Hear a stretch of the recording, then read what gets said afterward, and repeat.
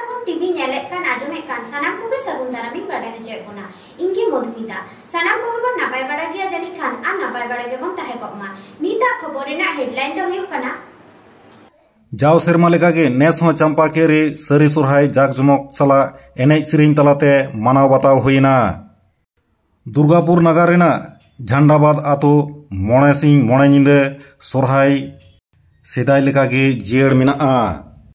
बाकुड़ा बाजार जापा चंपाकेरी आतो सोलोना सही जुगुते चंपाकेरी सरी सोहरा बारगेसा बारगेल मी बोंगा बुरु भारी फरम तालाते होइना आर एने सिरिंग हो रस्का गे लेवर कदर सोहराय उम माहा दो ताहेकाना 3 नवेम्बर बारगेसा बारगेल मी महित उम माहा गडसिम बोंगा बुरु एटा आतो ओड़ा बाजार शहर रेना सोहराय खो नोडेना सोहराय गड टांडी बोंगा बुरु रे जुदा निसन नेल काना गड टांडी बोंगा बुरु रे को सेले लेना आतो रे सनाम को गोगो ताको मई दई ताको बाबा ताको बाबू ताको सेटेर काते बोंगा बुरु रे को सेले आकाना नेल संगे आकादा को आरहो नेल आकाना गड टांडी बोंगा बुरु रे अकय कदो को लई दहो से न्यूम दो आका कथा लेकाते रोड दो लेकाते लड्डू मिठाई दाड़े को एम हाला आकादा को गड टांडी बोंगा बुरु ठारे बोंगा सारे लड्डू मिठाई ताबेन सनाम को हटिंग हापाटिंग तालाते को जम किदा आतो पाटा कोन आरहो बाडाय काना एकेन सोरहाय सुमुंग दो बांगा माग सिम जतो बोंगा बुरु करे हो गोगो ताको मई दई ताको बिटी ताको को सेलेदोआ आर सनाम को मिक काते सोड़े को जम हटिंगा आर गिदर पिदर गोगो बाबा मी ताको एने सेरे रस्का नवाया आतो पाटा कोन आरहो बाडाया काना आतो दिसम करे ओकारे बोंगा बुरु रे आतो होड़ा सेटर सेलेट रे खुशी रस्का गरज बांग नेला काना ओंकान हालत रे चंपाकियारी आतो सोलो आना रेना बोंगा बुरु दो लई लेकाना गे एने सेरिंग हो ओंका गे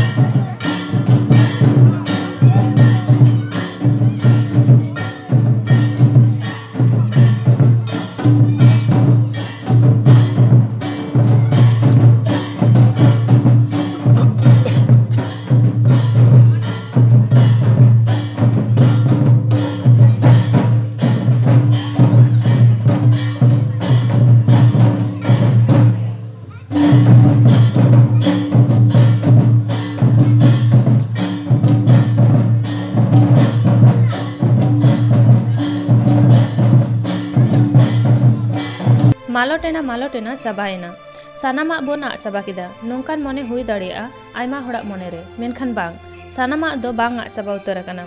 आबो सांतार सानामा दो बांग बोन आग चाबा आकादा आर बांग बोन मालट होचोया बांगबन मालट होचोया दोंग लागड़े बाहा सोहराय काराम डांठा दासाय बांगबन आदा आबो धरम करम बोंगा बुरु देबा सेबा नोंका गे जायजुग जियेर ताहेन गिया आर जियेर बोन दोहया दुर्गापुर नागार रेना झंडाबाद आतु सोहराय दो मोड़े सिंह मोड़े निदा सेदाय खना निथो जियेर गे मेना आर जियेर गे ताहेना तुमदा टामाक झई करताल तिरियो बानाम रिहिड़ बिदिड़ रेगड़ा नोआ कोरेना रू रहा आंजम काते ओकोया मेरे रे जापि हिजुआ मासे नाचनिया मंदड़िया ताहेलेन खान मा कथा गे बांग खेंचार काते मोडोगोआ झंडाबाद रे नायके बाबा मानतान देवनाथ मुर्मू आको आतो सोहरा इदी काते चे कोई मेन केदा आंजम लेगे बोन जोहार गे सनाम नेलिए को इन देवदास सोरेन आर आपे पे नेल ᱧᱟᱢᱮ ᱛᱟᱵᱚᱱᱟ ᱥᱟᱨ ᱥᱟᱜᱩᱱ ᱴᱤᱵᱷᱤ दुर्गापुर रेना गे आर्मी जायगा रिन हेज आकाना उना दो को मेता काना झंडाबाद दुर्गापुर बाजार रे हो नोंका सोरहाय हुई दाड़ेया चेतान कुल्ही चेतान लातार कुल्ही अड़गा रकाब अड़गो नोंकाना सोरहाय हुई दाड़ेया नोआ हाहाड़ा के बन आइकेवा आतु दिसोम करे जहां करे दो सोरहाय मालोटो काना आबो टामाक गोते डांडा किजो खजो कान ताबोना तुंद चापट बाबन सेड़ा दाड़ेया काना मेनखान बाजार रे नोंका को एने सेरेंग कना अडी रस्क अडी हाहाड़ा के मानतान देवनाथ मुर्मू गोंके मेना नोडेनी नायके बाबा कना नुई बन कुलिया गोंके चिकाते नोआ संभव हुयु कना चे लेकाते नोआ दो संभव हुयु कना नोआ आतु रे अडी जुमिद मेना आर ओना जुमिद दाड़ी तेगे तेहिन धाबित ते निंका गेले सोहरा ले मनाव आगुइदा आर हापड़ाम को आशीष मेना ता इने होतेते संभव कना नोय जे सोहरा नोआ की सेदाय खन गे नोंका पे एने सेरेंग आगुइदा से नेतार आरो आरु फेराव बा नोआ दो सेदाय खन गे मोटामुटी 50-60 बछर हुईना आर आले जानम खन दिसे खन गे निंका गेले ᱧᱮᱞ आगुइदा माना आगुइदा को हापड़ाम को समय एवं नित धाबी आले जहाँ दायित्व ले हताव कादा आले हो ले कुरुमुटु कादा जते करे निंका गे आरो भागी ठीकते जाक जमक हुयु ताबुन मा सोहराय इनेले कुरुमुटु कादा इन दो ताले ओकाटा महा कना इन दो हुयु कना खुंटेव महा खुंटेव पहिलो दिन हिलो को जे हिलो कोन बन उम केदा एन हिलो खन गे नोंका एने सेरेंग से तिहिन गे नोंका जाक जमक बांग तिहिन खन गे नोंका एने सेरिंग दो एहब काना आबार गापा मेयां धाबी चला तो निंका गे तिहिन जेमन एहबिना गापा हो निंका गे हुयु मेयां हो निंका गे हाय रे आरो आयमा रकम को एने जा ताबोना जेमन डांटा मांटा को मिना ओना को आपे नोडे एने गिया से नो सुदु सोरहाय एने गे डांटा हो एने हुई काना आडी लाहा खन गे डांटा होले डांटा साल ले चला गया एने गया को आडी उतर गिदरे को जारवा गया जो हड़ गे माने पेड़ा हड़ को हाजु गया और डांटा एने दो प्रत्येक बछर गे हुई गया अतु दिसोम करे आबोरेन दे भागिन को बन मिश्रा को बन नेवता को नोडे हो उनका के निश्चय हुआ एकदम निश्चय उनका के अतु दिसोम करे जतो गे नेवता हुआ जतो के हेज शुरू आकु आडी रस्के सला आडी रमज सला सोरहाय रिकु माने सेले कुंटेव डांगरा ना मिटन व्यापार तहना तीन दो कुंटेव महा मेन के तबोना आदो उनका की नोडे हुआ जे डांगरा बन चरहाव को कुंटेव को उनका है ओना दो कथा दो कान गया आदो नोडे दो जतो गे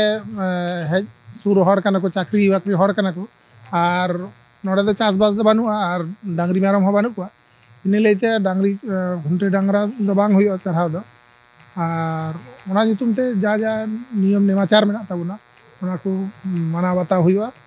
आर घुंटे माने डांगरा ते बांग चरहाव हुआ नोंका पे उयहर भावना ताबुना की जे आरो पोरे सेरमा से आरो पे नोंका जे घुंटेव को लक्ति कना नोंका पे उयहर भावना ताबुना की है नोंका उयहर भावना तो मेना गया आर किछु जायगा कोरेना एटकेटोड़े होते ते ओना दो बांगले एहब दाड़िया कना बांखान अनकाने चिंता भावना मेना गया जे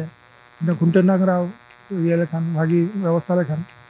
बांखान ओना दो आबोरेन गिद्रे को नेला बांग को नेल ᱧᱟᱢᱟ ओना मालोटो आमी दिन एने सेरेंग ते दो तहन गया ओना ते दो आदोआ जाय अडी सरहाव नोआ को पे सब दोहो का तबोना आर पे नोय पे एने सेरेंग ते जहां को अतु ओड़ा रे नित एने सेरेंग सेट बांग को मोडा कान तबोना खाली को मेनदा ओलो पढ़ाव लेन खान गे जानि